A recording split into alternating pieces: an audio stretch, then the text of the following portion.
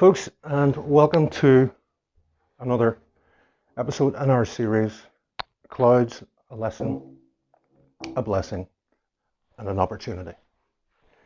And for those of you who have been following this for the last couple of weeks, you'll know we're talking about positive mental health.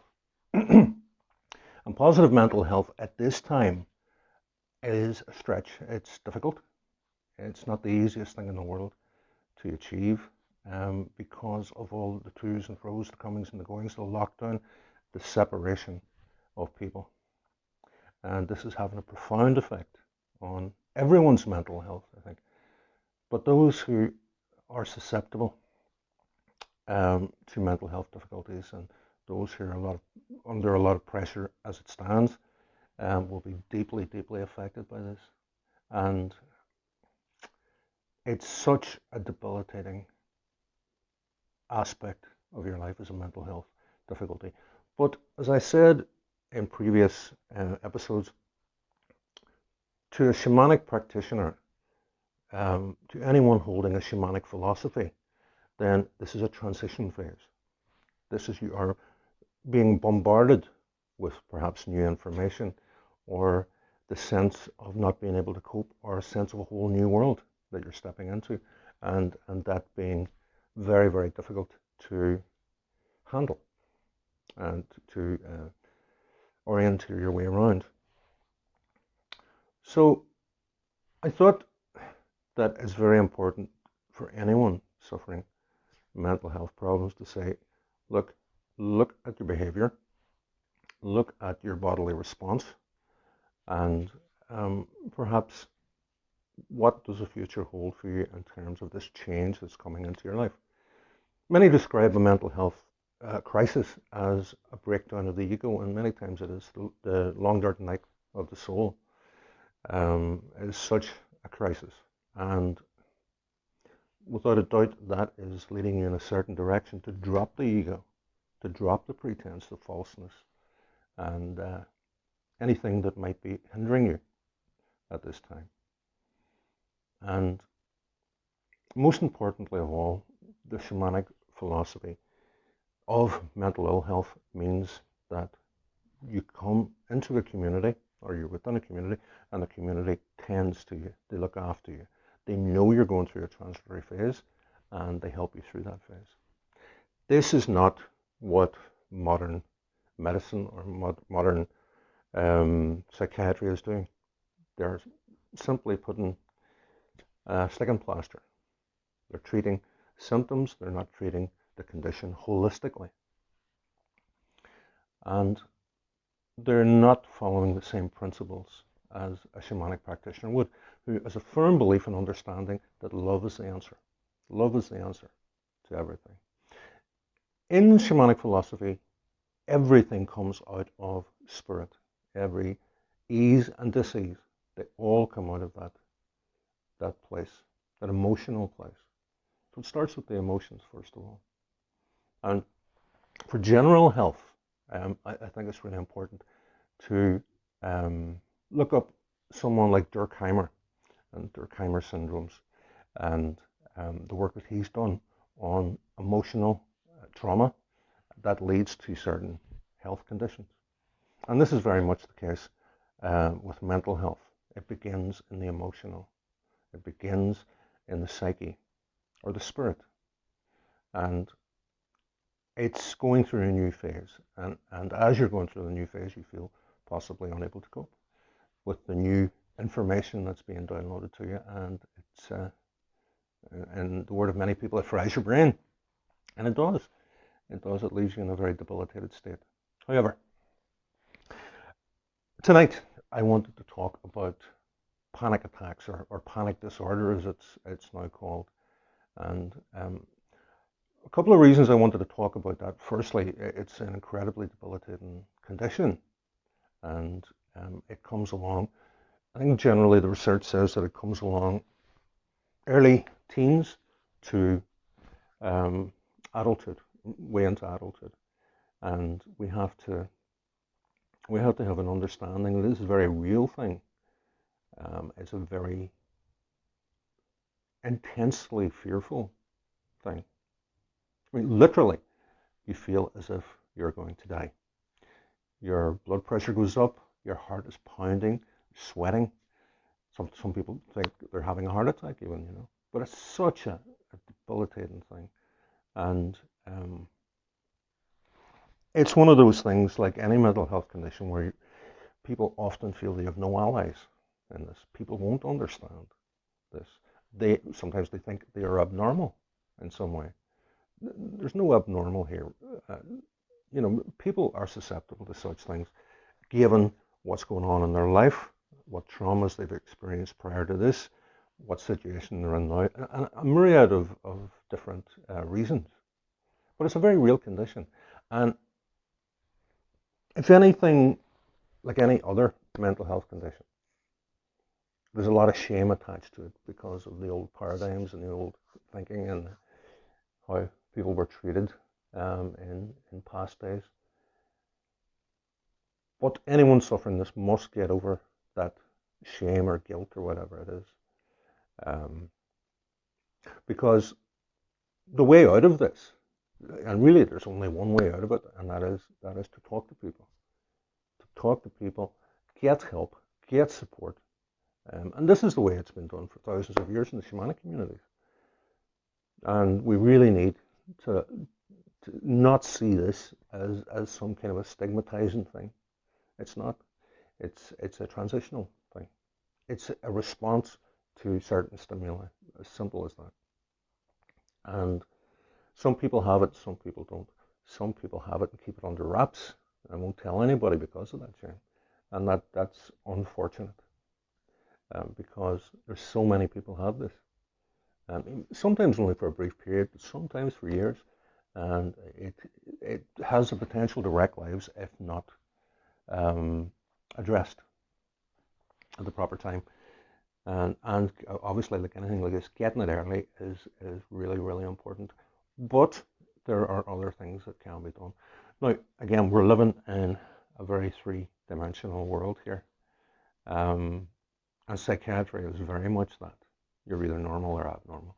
But if you read the DSM, I can't remember the name of it now, Statistical Manual for Mental Health Conditions or Mental Disorders, you are confronted with many, many, many types of conditions. And any of us, I think, would fit in one of those classifications. And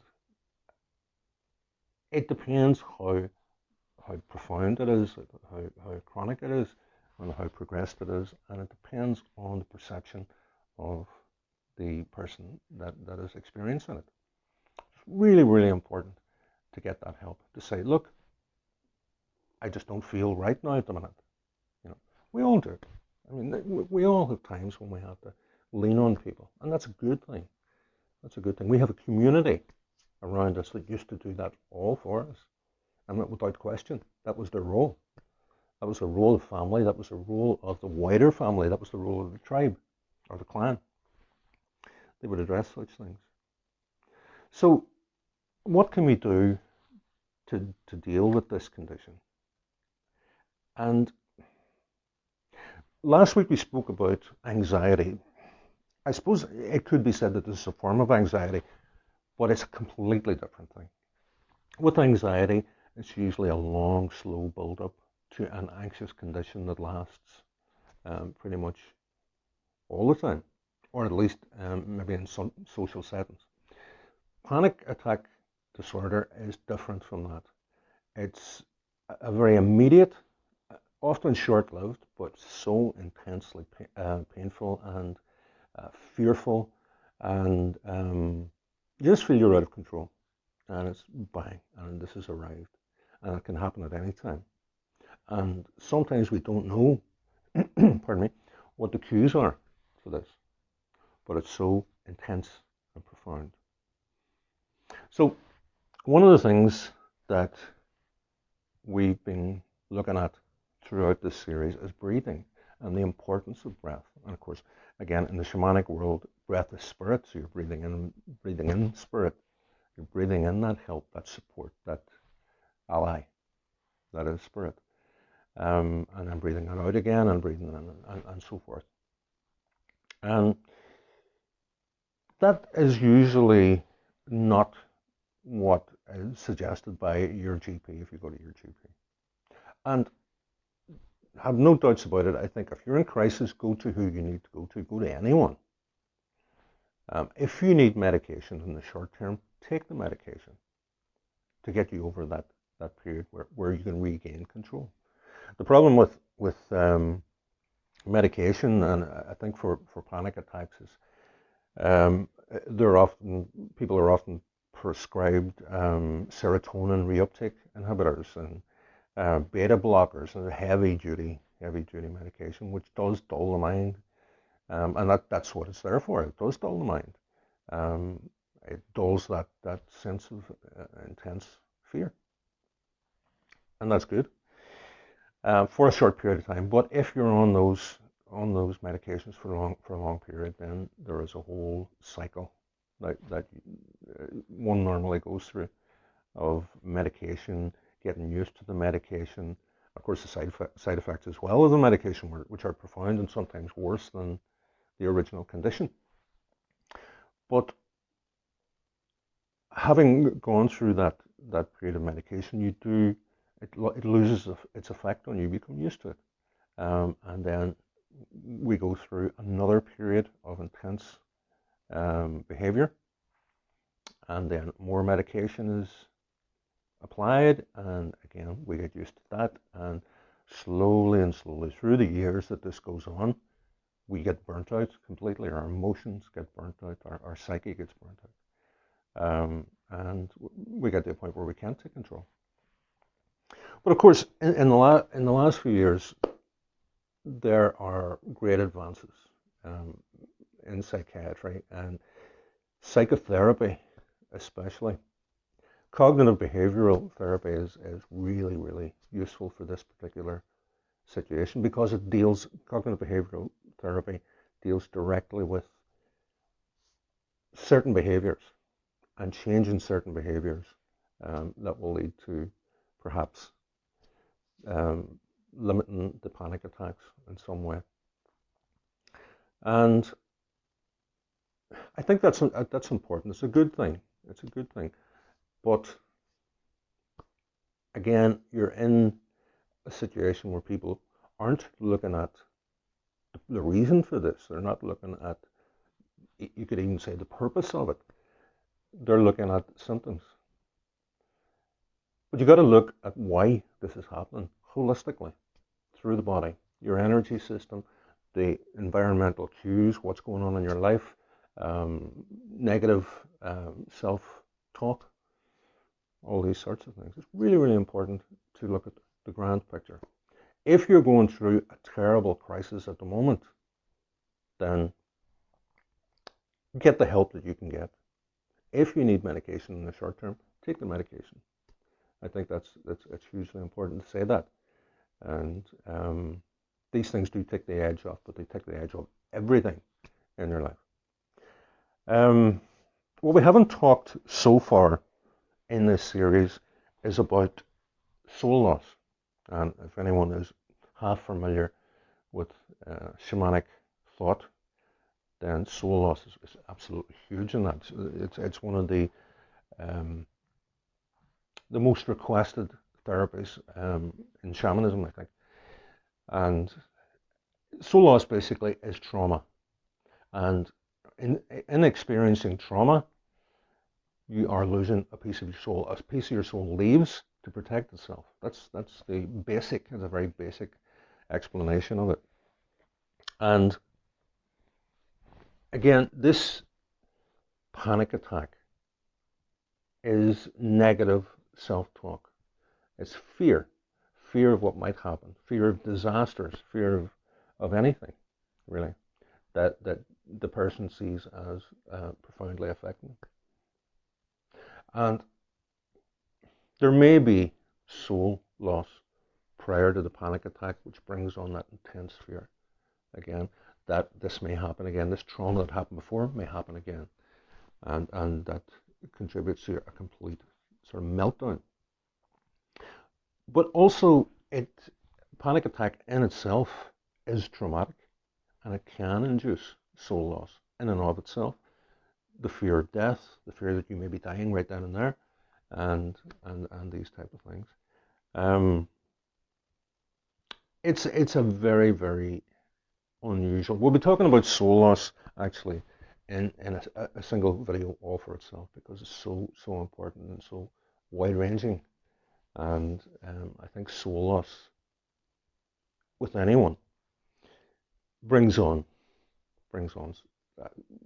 some kind of shall we say, psychological crisis. I think we can't get away from the fact that is one of the things. Once something leaves, your body changes. You don't know yourself. Things are all different, and you're immediately thrown into panic. So I think we'll be doing something very wide ranging on soul loss in this series. So what do we do? What do we do? How do we treat this holistically? I mean, obviously, psychotherapy is good, and cognitive behavioral therapy is good. I would never say don't do that, because that's a very positive thing. To be able to explore your own psyche and your world and your thoughts is always a positive thing, I think. But I think right then and right there, what do you do? When you're in the midst of a panic attack, what do you do? So I'm going to give you a few breathing tips. Get yourself a drum. If you suffer from panic attacks, get yourself a drum. It is the most focusing aspect that you can do to take your mind off this panic attack. And that's what we're looking to do. We're looking to divert the attention and the bodily response to this panic attack. The racing heart and the breathing, heavy breathing, and all those other aspects that come along with it.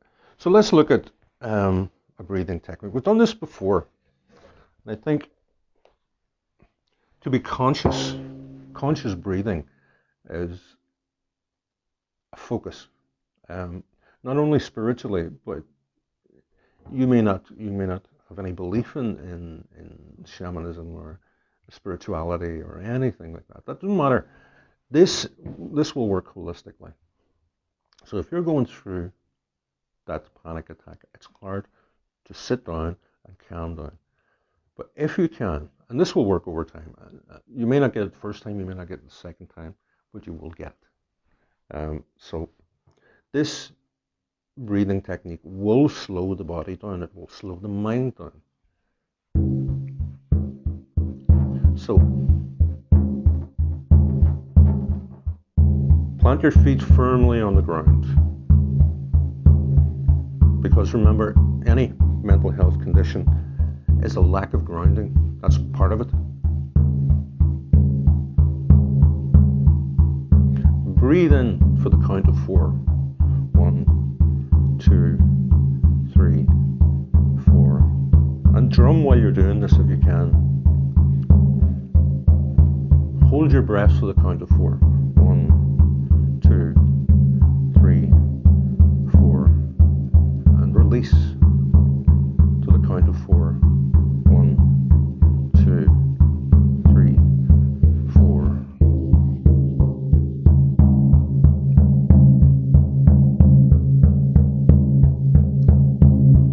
Breathe in.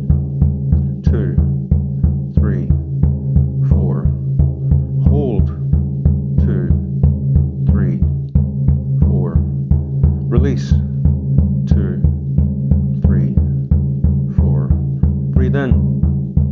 2, 3, 4. And all the time that you're doing this, focus on your connection to the ground. Like an electrical circuit, you need to be grounded, or you will spark.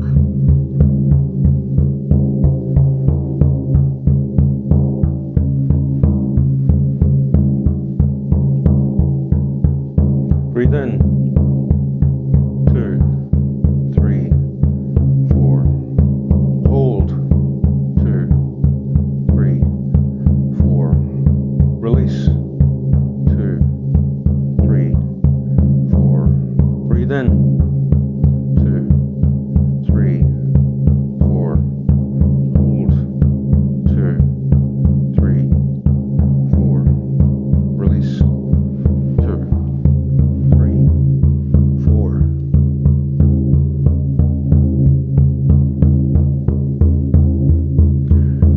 Because the goal of this is to divert your attention, to calm your physiology, your heartbeat, your breathing. Get control of that.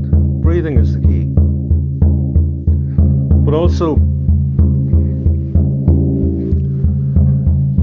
a similar breathing technique is to breathe in to the count of 4. Hold that breath for the count of 6. And release that breath to the count of 8.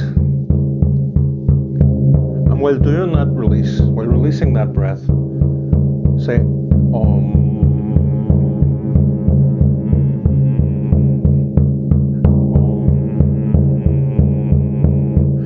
This will connect you immediately to universal energy.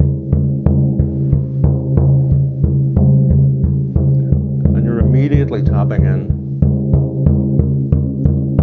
to your allies, your guides. So breathe in to the count of 4. 2, 3, 4. Hold. 2, 3, 4, 5, 6. And release.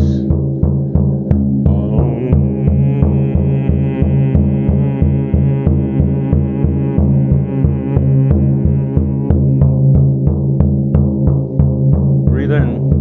2, 3, 4. Hold. 2, 3, 4, 5, 6.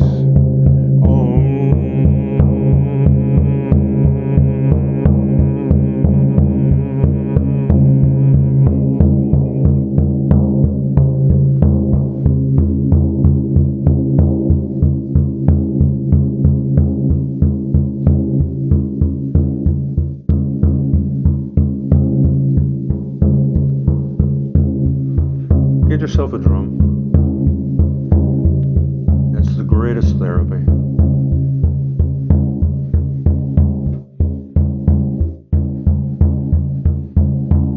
And if you have that drum, use that similar technique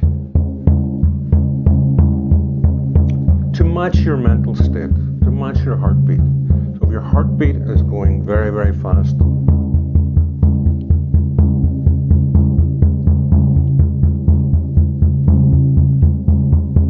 step it down.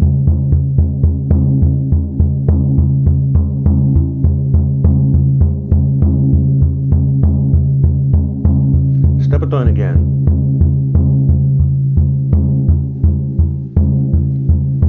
And you are entraining your heart to do the same thing.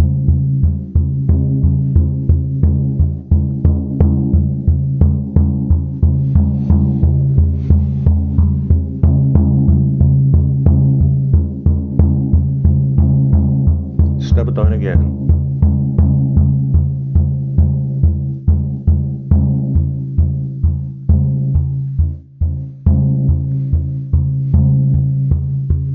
And all the time using your breathing technique.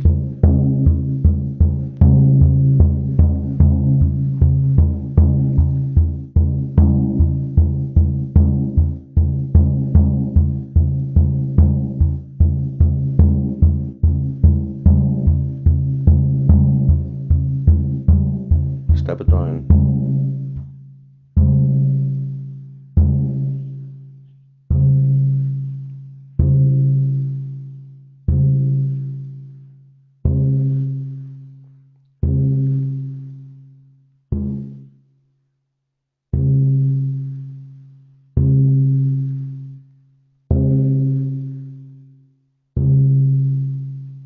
Until you're calmer. Again, it may not work the first time, it may not work the second time, but it will work. Over time it will work because you are giving your body cues. You're telling your body what to do through your breathing, through the drumming, through the rhythm, and there's nothing more profoundly connecting than that drum beat. And it does go to your very, very soul. And it gives you, the Native Americans used to speak of the the drum as their horse that will take them to the spirit world. And in this context, you could even say this is the horse that will take you to better mental health, or at least out of panic. I think that's hugely important. For anything like this, any mental health condition, anxiety, panic attacks, anything like this, do what I was suggesting in the last video, the vagus nerve. This will calm you down. So if you do that movement for a certain amount of time, and the associated breathing with that, and that will reset your vagus nerve. And then on the other side, same thing. Do it for about 30 seconds each. And again with the breathing along with that. And be conscious of that breathing. You're breathing in good energy and releasing bad energy. Releasing panic. Releasing fear. And another way of doing that is to massage your ear. Because I think one of the nerves that branches off the vagus nerve goes straight into the ear. There's a number all the way down. There's a whole number of nerves that come off. But this is one of the most accessible ones, and it goes straight to your ear. And this little indentation just above your ear hole, just massage that round and round and round and round again for about 30 seconds. Go over to the other one, do the same. And I can feel that calming me down right here. And I try it for yourself. And then go down to the actual ear hole yourself. Don't put your finger in too far, obviously. My granny used to say, don't put anything sharper than your elbow into your ear. But just at the outside, and just move your ear around like that for about 30 seconds each, and the same. And you will find yourself coming down to a place maybe that's more manageable for you. But following the panic attack, I think it's good to document that, document perhaps what brought this on, what was the trigger for it, and what thoughts were going through your head. And you will get insights into why this is happening. But I suppose anyone that's suffering from any mental health condition, from a shamanic point of view, get your chakras balanced, get them cleared, because we carry all negative energy, all of this fear, fight or flight response as well. It's around the solar plexus area. That's a big one. That's a big one. But I mean, again, mental health is many faceted, and there's lots of causes and effects and things like that. Well, look, I hope this has been useful. I hope that if you're going through this crisis, that lends a wee bit of support, a wee bit of help.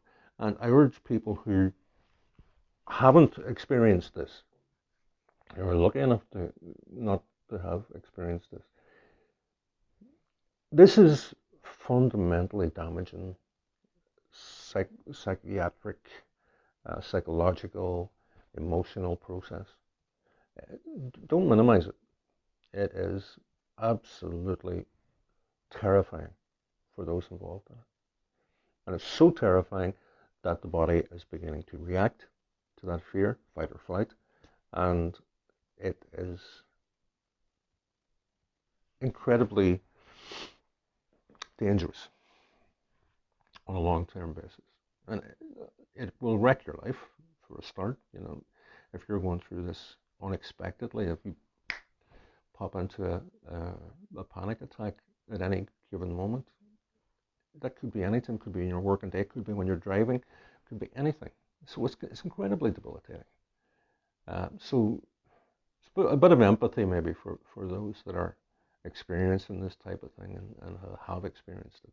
It is very, very real, and there is a cause, and this is the effect of it, but there are ways out of it. And the ways out of it, from a shamanic perspective, are love, connection, supporting that person as much as you can. Ultimately, this is their battle.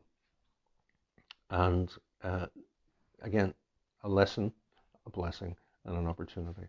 And once we have to come to realize that's what it is as well, that we do have a new path being presented to us.